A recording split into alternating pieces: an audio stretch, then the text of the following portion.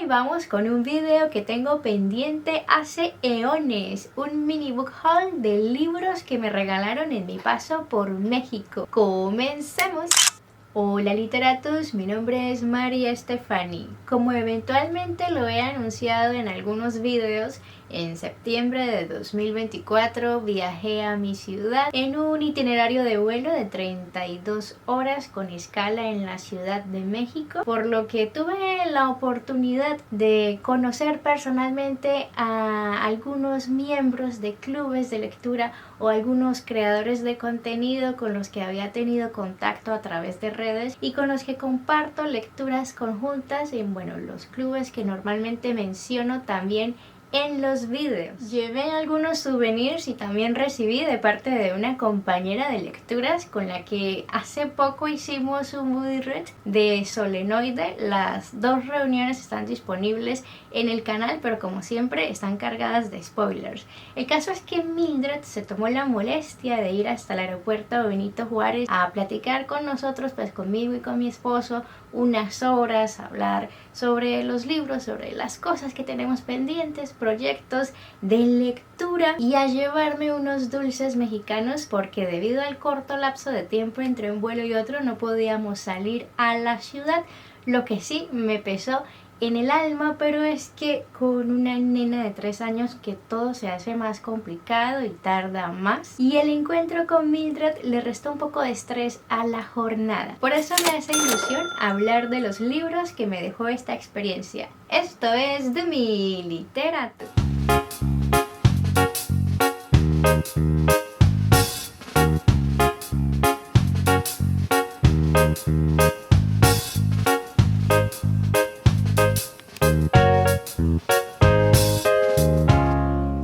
El primero que quiero mostrar es La batalla por Tenochtitlán, del historiador veracruzano Pedro Salmerón Sanginés, especialista en la Revolución Mexicana. Y la sinopsis dice así: la conquista de México se nos presenta como una de las más grandes hazañas militares de la historia, puesto que 400 individuos y su esforzado capitán sojuzgaron a un poderoso y floreciente imperio. Se nos presenta como un triunfo de la modernidad sobre el atraso, pues fueron las armas, la ciencia y la cultura política modernas las que permitieron esa asombrosa victoria. Se nos presenta como un momento clave en la primera mundialización del capitalismo. También se nos presenta como un brutal genocidio, como la destrucción de una alta cultura por mero afán de lucro y dominio. En fin, se nos presenta como el traumático origen de la nación mexicana y de nuestro ser mestizo pletórico de insuficiencias accidental. ¿Es cierto todo eso?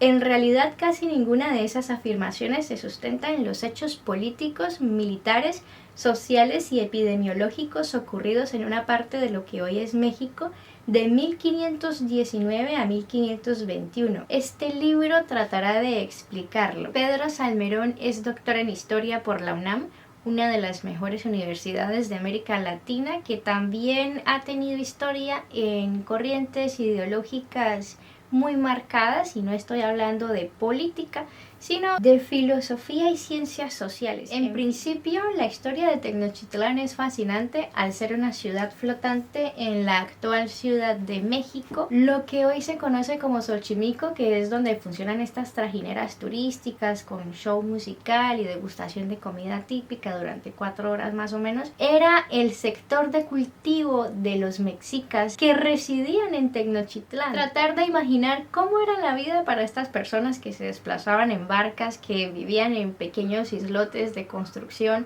en esa ciudad flotante, de cómo era su cosmovisión, cómo veían ellos el mundo, cómo ocurrió la colonización, la demolición de esa identidad como estrategia de conquista del Imperio Español para colonizar ese nuevo mundo, porque así funcionaba el orden mundial de la época, el matrimonio entre imperio e iglesia.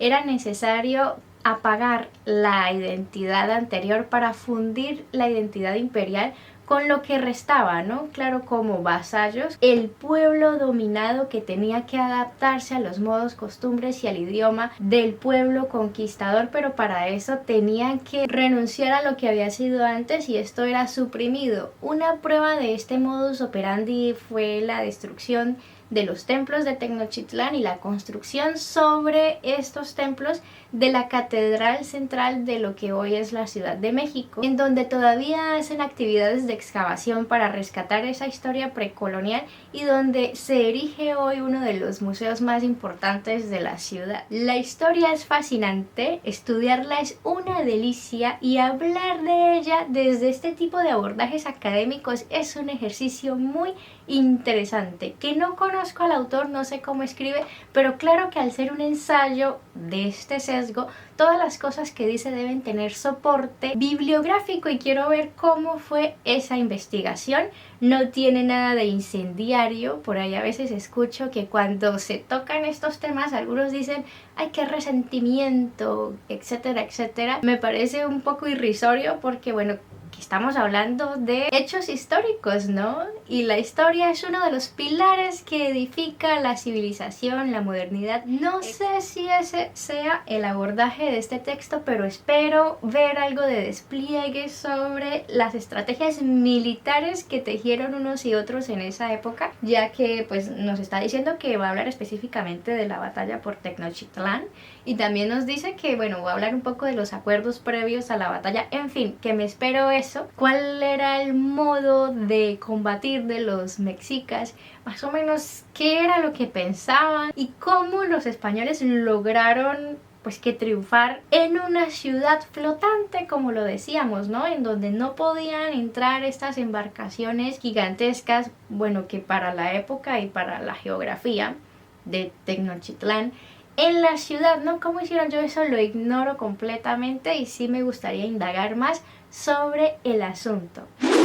Siguiente, El corazón de piedra verde, por el diplomático, ensayista, novelista, poeta, bueno, que este personaje hizo de todo, español, Salvador de Madariaga, que fue anticomunista, antifranquista y diplomático, como ya lo mencioné, en tiempos de Guerra Fría. Bueno, que este hombre también escribía ensayos, artículos sobre temas históricos con títulos que lograron pescar mi curiosidad y sobre literatura. Y además está En pasta dura, que es una obra famosísima y yo no tenía idea de su existencia. Dice: El corazón de piedra verde es una obra deslumbrante por la inagotable riqueza de conocimientos que revela su autor, por la vivacidad con que recrea el pasado de un continente y por la nobleza de sus propósitos. A lo largo de sus 3 partes, Salvador de Madariaga logra ofrecer una imagen verosímil del contraste de 2 mundos muy dispares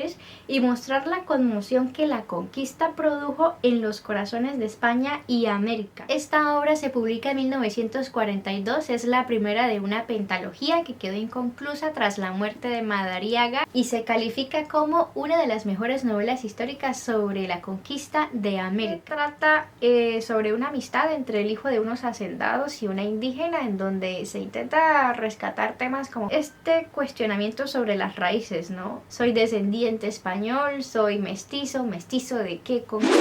Otro libro del mismo corte sobre narrativa indígena, Canec, Historia y leyenda de un héroe maya, por Hermilio Abreu Gómez, que es una especie de poemario de texto en prosa muy famoso. Es corto, por la reseña siento que tiene un contenido más ideario. Trata sobre la insurrección de algunos indios contra pues los amos en el siglo XVIII en Yucatán. Creo que este texto no lo aborda, pero es otro asunto de investigación académica que ha azotado a los pensadores latinoamericanos y es cómo fue ese proceso de mutación, ¿no? Claro, las comunidades indígenas mantenían estas raíces anteriores, estaban aislados en cierta medida de la vida, pues de lo que fue la fundación de la civilización occidental en este nuevo mundo, pero claro que no eran igual a lo que fueron las comunidades antiguas, ¿no? Pues precoloniales, porque debieron adoptar dinámicas de sobrevivencia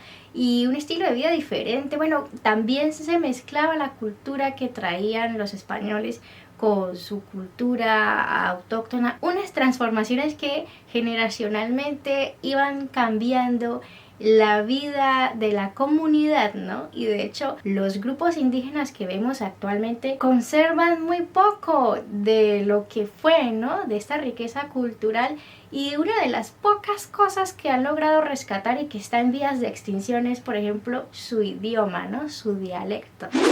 Nos vamos por esa misma línea temática con Los convidados de agosto por Rosario Castellanos. Habla sobre la vida de los terratenientes justo en la frontera entre el México moderno, pues, y el México indígena. Creo que es una ciudad rural, pues que al interior del país, en donde una chica intentará huir de las tradiciones que la atan, escapar de una vida donde sus sueños son pisoteados, escapar de ser mujer y soltera en un pueblo de Chiapas. Bueno, que Chiapas es al sur, es límite con Guatemala. Escapar en un día de fiesta. Rosario Castellanos también fue poetisa y fue una de las escritoras más famosas o reconocidas del siglo XX. Influyó la teoría mexicana feminista, fue diplomática y fungió como embajadora de México en Israel. Siguiente cuento, La tsunamita de Inés Arredondo, que nos habla específicamente de violencia de género, lo que representa ser mujer en una sociedad violenta. Como parte de la llama de generación de medio siglo, abordó en sus cuentos temas hasta entonces censurados en México. Estamos hablando de Inés Arredondo, como el abuso sexual, el incesto, el aborto y el maltrato vistos desde lo siniestro, la locura y la perversión. Su narrativa está compuesta por 34 cuentos publicados en 3 libros. El primero, La señal, de 1965, el segundo, Río subterráneo, de 1979, con el que obtuvo el premio Villaurrutia, y el tercero, Los espejos, de 1988. La tsunamita narra la historia de la joven y bella Luisa, que por el cariño filial hacia su tío decide acompañarlo en los últimos días de vida, y esto despierta una pasión indebida en el hombre por su sobrina. Y llega a mis manos una de mis pesadillas en época de bachillerato, El llano en llamas, por Juan Rulfo, mismo autor de Pedro Páramo. Creo que es una antología de cuentos, también de realismo mágico como Pedro Páramo. Este libro lo leí creo que en el 2004 o en el 2005, cuando entraba a bachillerato. Recuerdo que lo leí, recuerdo que teníamos que hacer unos talleres sobre cada relato, me parece. Es que, bueno, no tengo la memoria muy fresca porque como era tortuoso, pues mi cerebro lo apagó, no sé de qué se trata y es como si no lo hubiese leído. Por eso nunca marco esos libros que ya leí como leídos y tengo que redescubrirlos ahora. Lo que sí recuerdo es que mi profesor de español estaba obsesionado con la vida rural y decía que este tipo de obras exaltaba la identidad de la región, ¿no? De los latinoamericanos, que a pesar de que se ambientaba en México, pues que podíamos encontrar atisbos de lo que era la vida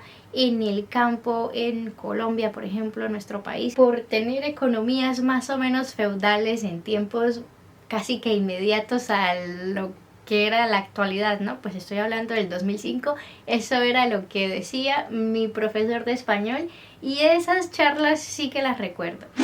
Y el último libro que me dio Mildred, no lo he abierto todavía, es una antología de cuentos de Amparo Dávila, Un rincón de lectura. Ese club está haciendo lectura conjunta de algunos de los cuentos de esta autora. No he podido participar porque he tenido mucha cosa y que ni siquiera he abierto el libro, pero bueno, que me voy a actualizar en los que ellos ya han agotado para charlar un poco al respecto y para enterarme sobre esta autora, que sí quería leer un poco más de autoras hispanoamericanas, y este viaje fue una oportunidad de oro para conectarme más con la literatura latinoamericana, no solo autoras, que descubrí muchos autores que tampoco pues sabía que existían. Son 4 colecciones de cuentos, la primera de 1959, Tiempo destrozado, la segunda de 1961, Música concreta, la tercera de 1977, Árboles petrificados, y la cuarta de 2008, Con los ojos abiertos. Es un libro de 296 páginas y bueno, que cada colección tiene varios cuentos. Está interesante. En este último trimestre sí me he enfocado más en los cuentos que no había incursionado mucho porque era ambiciosa, no, yo quiero es novela, libro, así, el ladrillo entero. Pero he aprendido a degustar un poco mejor los relatos y bueno, este regalo me cae del cielo. Muchas gracias a Mildred y a los chicos de Un Rincón de Lectura por esas iniciativas lectoras tan interesantes. El último regalo que no podía faltar: Temporada de Huracanes de Fernanda Melchor. Esto más bien fue un intercambio de libros que hicimos con Adrián Ibarra, un creador de contenido en Instagram que se especializa en literatura japonesa.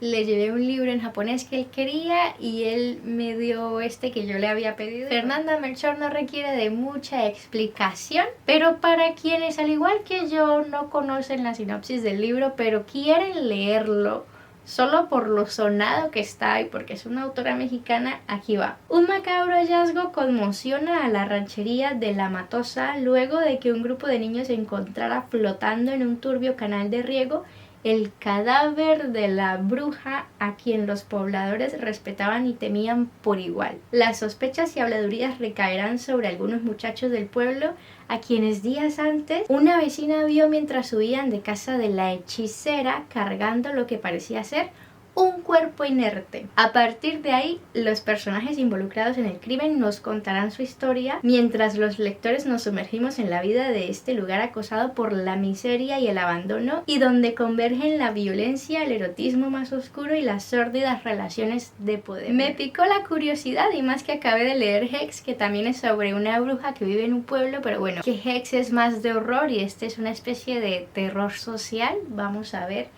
que nos trae Temporada de Huracanes.